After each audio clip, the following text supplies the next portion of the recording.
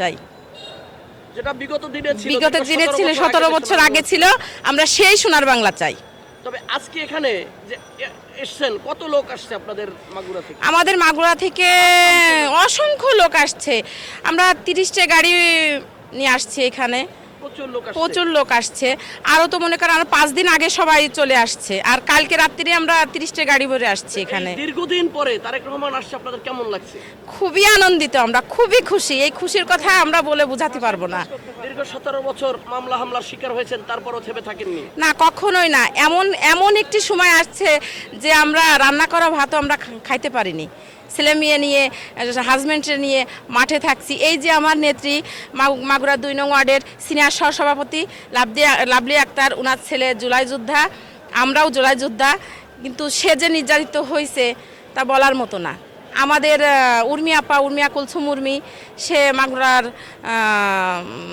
সভাপতি, মহিলা দলের সভাপতি, হ্যাঁ, সে মেরি, সাবিনা ইয়াসমিন মেরি, অ্যাডভোকেট ফারহানা পারভিন বিউটি, তারপরে আপনার সাংগঠনিক সবাই এতটা পরিশ্রম আমরা করেছি দলের জন্য, তা ভাষায় প্রকাশ করা না। পরিশ্রমের সুফল অবশ্যই পাচ্ছি, এই কারণে এত আনন্দিত বলে বোঝাতে পারবো না আপনাদের। জি, ধন্যবাদ আপনাকে। আমরা একটু যাচ্ছি যে আসলে বীরের বেশে লক্ষ কোটি জনতার মাঝে আসবে, এই উপলক্ষে আজকে আমরা এখানে এসেছি। তবে আপনাদের আসতে দীর্ঘ 17 বছর যে প্রোগ্রামে আসতেন, যে সমস্যাটা হতো, এরকম কোনো সমস্যা হয়েছে কিনা? না, আমাদের পথে কোনো সমস্যা হয়নি, আমরা নির্দ্বিধায় খুব আনন্দ সহকারে আমরা এখানে আসছি। তবে ডক্টর মোহাম্মদ ইউনূস যে নিরাপত্তা দিয়েছে তারেক রহমানকে, এটা আপনারা আসলে কিভাবে দেখেন? হ্যাঁ, অবশ্যই উনি অনেক নিরাপত্তার চাদর দিয়ে ঢেকে রেখেছে। এজন্য আশা করি আমাদের নেতা মানে কোনো রকম ঝামেলা ছাড়াই আমাদের কাছে ফিরে আসবে এবং সামনের নির্বাচনে বিপুল ভোটে জয়যুক্ত হয়ে প্রধানমন্ত্রী হবে। তবে আপনাদের চাওয়া কি আছে? উনি সরকার গঠন করবে, বাংলাদেশ সুন্দর একটা বাংলাদেশ, সন্ত্রাস মুক্ত, মাদক মুক্ত একটা সোনার বাংলা আমরা ওনার কাছে অবশ্যই চাই। জি, ধন্যবাদ আপনাকে।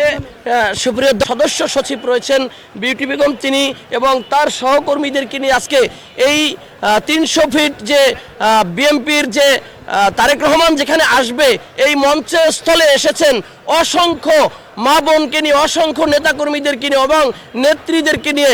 আজকে সেই বিউটি আপা যিনি দীর্ঘ 17টি বছর অক্লান্তিক পরিশ্রম করেছেন এবং অক্লান্তিক পরিশ্রমের মামলা হামলার শিকার হয়েছেন, রাত্রে বাসায় ঘুমাতে পারেননি, তার হাজব্যান্ড ঘুমাতে পারেননি, তার সন্তান বলেছে আম্মু আমার বাবা কোথায়, বলছে যে তোমার বাবা নানা বাড়ি গেছে, কাজে গেছে, এইভাবে বলে তাদেরকে সান্ত্বনা দিয়ে, এবং বাবার কাছে যখন জিজ্ঞেস করেছে তোমার মা কোথায়, মা তোমার নানা বাড়ি গেছে বা আসবে, তুমি অপেক্ষা করো, কিন্তু দীর্ঘ 17টি বছর এইভাবে পালিয়ে রয়েছে এই মহিলা নেত্রীরা। শুধু নয়, পুরুষের যে এখানে দাঁড়িয়ে আছে দেখেন মুরব্বীরা, যারা দীর্ঘ 17 বছর মামলা হামলার শিকার হয়েছে, তারাও আজকে এখানে উপস্থিত হয়েছে।